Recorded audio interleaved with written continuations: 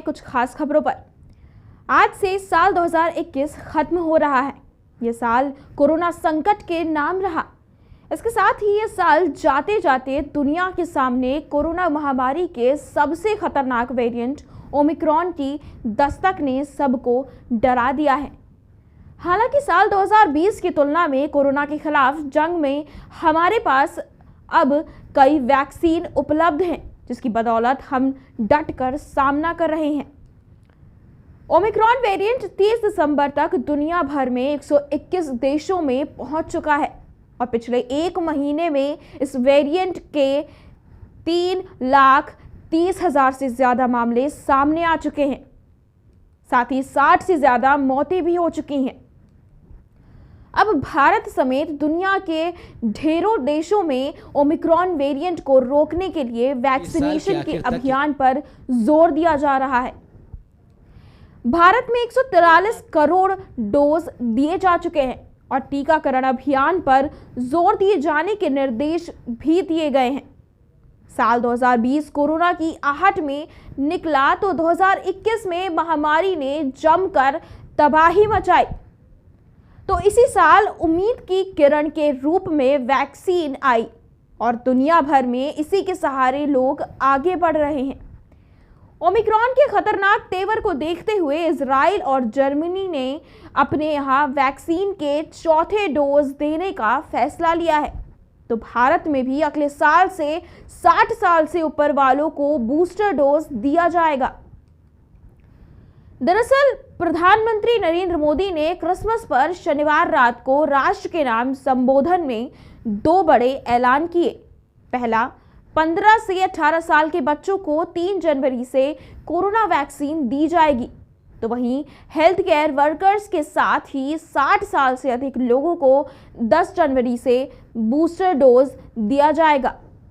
प्रधानमंत्री मोदी ने कहा कि बुजुर्गों के लिए यह डोज उनके डॉक्टरों के परामर्श पर उपलब्ध होगी।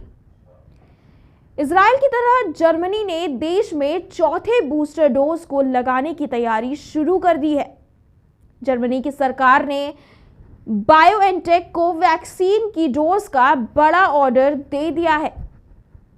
हालांकि इसकी डिलीवरी अप्रैल या मई में होने की उम्मीद है।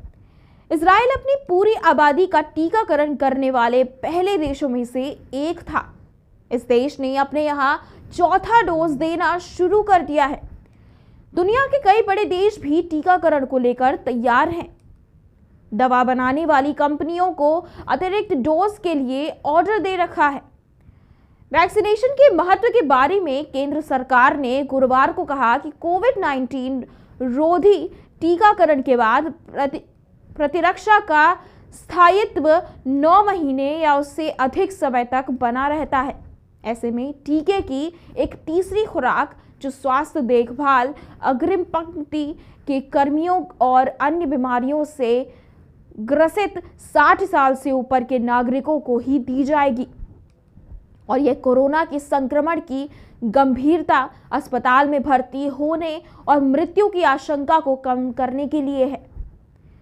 भारत में उपयोग किए जा रहे टीकों के बारे में बात करते हुए आईसीएमआर के महानिदेशक डॉक्टर बलराम भार्गव ने कहा कि एक संपूर्ण वायरियन किल टीका है जो कोवैक्सीन है और दूसरा एक वायरस वेक्टर आधारित सब यूनिट टीका कोविशील्ड है। इस बीच डब्ल्यूएचओ के 194 सदस्य देश में से 92 देश 2021 के अंत तक अपनी 40% आबादी का टीकाकरण कराने के लक्ष्य को पूरा नहीं कर पाए हैं। डब्ल्यूएचओ के महानिदेशक टेड्रोस अधनम गैब्रेयसस ने अब नए साल पर यह संकल्प लेने का अनुरोध किया है कि जुलाई की शुरुआत तक सदस्य देशों की 70% आबादी के टीकाकरण के अभियान का समर्थन करें। डब्ल्यूएचओ ने आंकड़ों के अनुसार पूरी दुनिया में पिछले सप्ताह सामने आए कोरोना के मामलों की संख्या उससे पहले के सप्ताह की तुलना में 11% अधिक हो गई है और अमेरिका महाद्वीपीय देशों में सर्वाधिक बढ़ोतरी देखी गई है।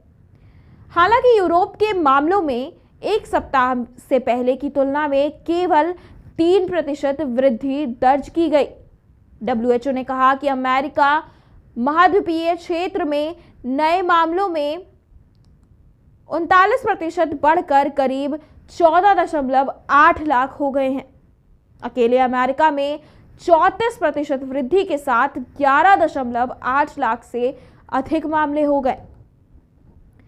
अफ्रीका में कोरोना के नए मामलों में 60% बढ़ोतरी के साथ संक्रमितों की संख्या करीब 2,75,000 हो गई है। WHO के प्रमुख ने ओमिक्रॉन से दुनिया में कोरोना संक्रमण की सुनामी की चेतावनी दी है। ऐसे में टीकाकरण ही अहम हथियार है। साल 2021 की शुरुआत में हमारे पास वैक्सीन आ गई थी, लेकिन खुराक की उपलब्धता ज्यादा नहीं थी। लेकिन साल के जाते जाते ढेरों वैक्सीन आ गई हैं। भारत सरकार ने कोरोना के खिलाफ जंग में 2 और वैक्सीन के आपातकालीन इस्तेमाल के लिए मंजूरी देकर अपने हथियार और मजबूत किए हैं। अब भारत के पास कोरोना से लड़ने के लिए कुल 8 वैक्सीन हो गई हैं।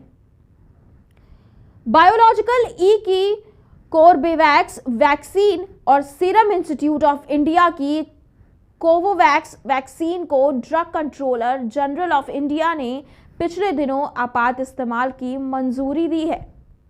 हैदराबाद की फार्मा कंपनी बायोलॉजिकल ई द्वारा तैयार कोर्बेवैक्स तीसरी स्वदेशी वैक्सीन है।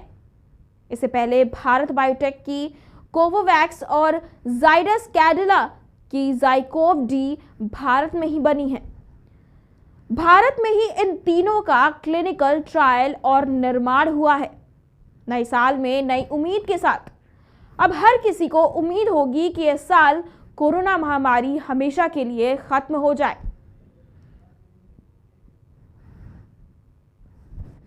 विशेषज्ञों का कहना है कि कोरोना अभी कई साल हमारे बीच रहेगा।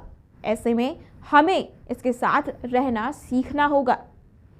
इसके संक्रमण से बचाव का अहम रास्ता है कि हम कोरोना के साथ रहना सीखें और जीवन में निरंतर बनाए रखें। बाकी काम वैक्सीन तो कर ही रही है।